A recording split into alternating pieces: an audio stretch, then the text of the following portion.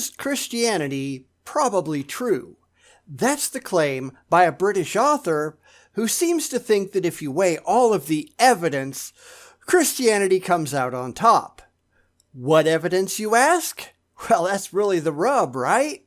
Because as we all know from many, many years of examining the claims of the religious, there really isn't any evidence that they can point to. So, let's see how things go this time.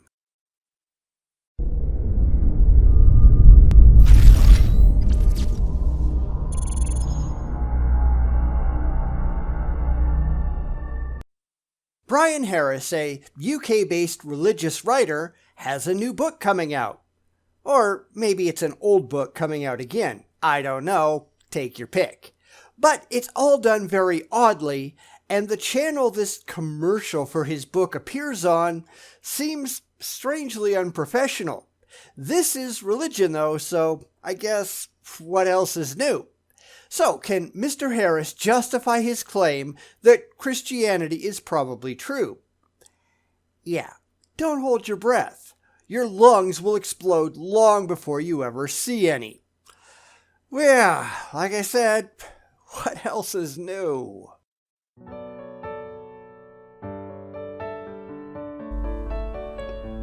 Why Christianity is Probably True is a book I knew I had to write.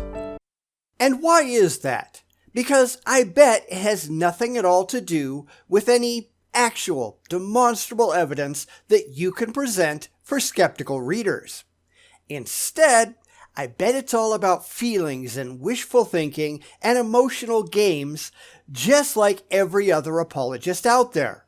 Of course, I haven't read the book, although I did look it up on Amazon UK, and it's currently not available, and of course there's no look inside, so I can't see what kind of claims he's actually making.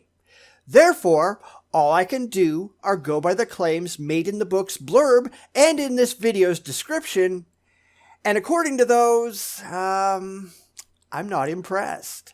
I've seen lots of people claiming that they build a case for Christianity or other religions based on reason, but it never survives a moment's critical scrutiny. So let's see if Brian Harris here can give us a hint why in the world he thinks Christianity even has a shot at being right. I can't wait. In the first instance, I wrote it for me. That is not a good sign. I mean, if you have to talk yourself into your own beliefs, how do you think you're going to be able to convince others that you have the slightest idea what the hell you're talking about? Of course, I again have to just assume things because I can't go get his book or see anything inside of it, so hey, if I'm wrong, Mr. Harris, by all means, produce demonstrable evidence to prove that I am. But I'm really not going to hold my breath. I don't know about you, but I was a little thrown by some of the accusations that sometimes come by the new atheists and others that Christianity is intellectually vacuous, that it's morally suspect, that it's experientially empty. All of which is true. It would be very simple to prove all of those things were incorrect if Christianity had any evidence whatsoever for its claims. But we all know that it doesn't. It is intellectually vapid for exactly that reason. Because all that Christians have are empty and unsupported claims held for emotional reasons based on blind faith. That is absolutely nothing that you should be proud of. It is morally suspect, and in fact, I'd argue that it's morally abhorrent, and all that you have to do is read the Bible to see it. There is no chance in hell that an all-loving, all-knowing, and all-powerful deity is going to allow any of the crap that happens in the Bible to go on. Christians have to make excuses for why slavery was expressly permitted, or why women were maltreated, or why non-Christians, at least later on, were abused, murdered, and otherwise tortured for their refusal to bow down to the moral monster that Christians believe in. If the Bible is the Word of God, if the Bible is the inerrant Word of God, then the Bible proves that God is a complete asshole. Finally, yes, Christianity is experientially empty. No one has ever demonstrably experienced God. Those are simply interpretations provided without evidence. You cannot simply declare that because something weird happened to you, something that you can offer no immediate rational explanation for, therefore the flying spaghetti monster did it. You don't get to just invent an explanation that you like out of whole cloth because it gives you an emotional woody to do so. Yet that's exactly how religion operates. All religion, not just Christianity. And as I heard those arguments, I would sometimes leave thinking, well, I can see where you're coming from, and that's a bit unsettling.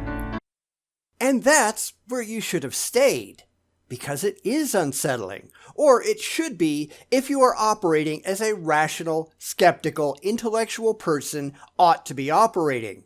You should not take things on faith just because they make you feel good.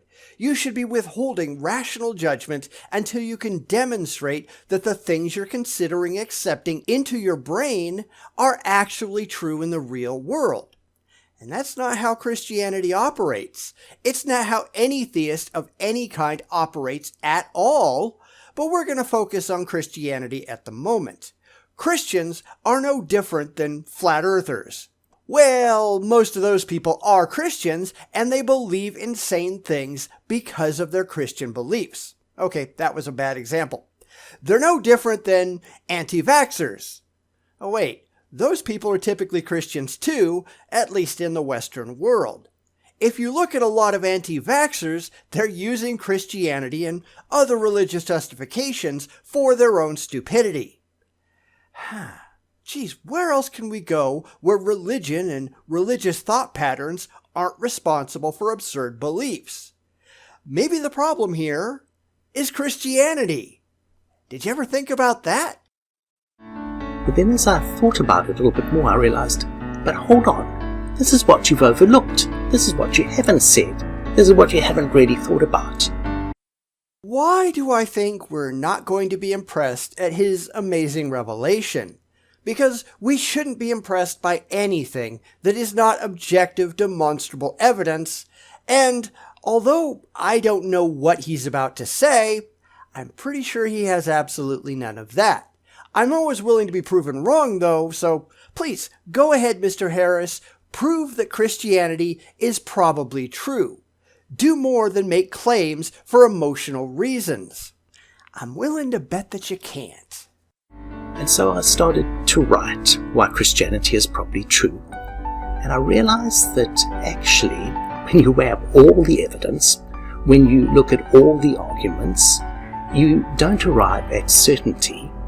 But I think that when you've read this book, you will come to it at the end and you'll say, yes, actually, I think that Christianity is probably true. And exactly what evidence is that?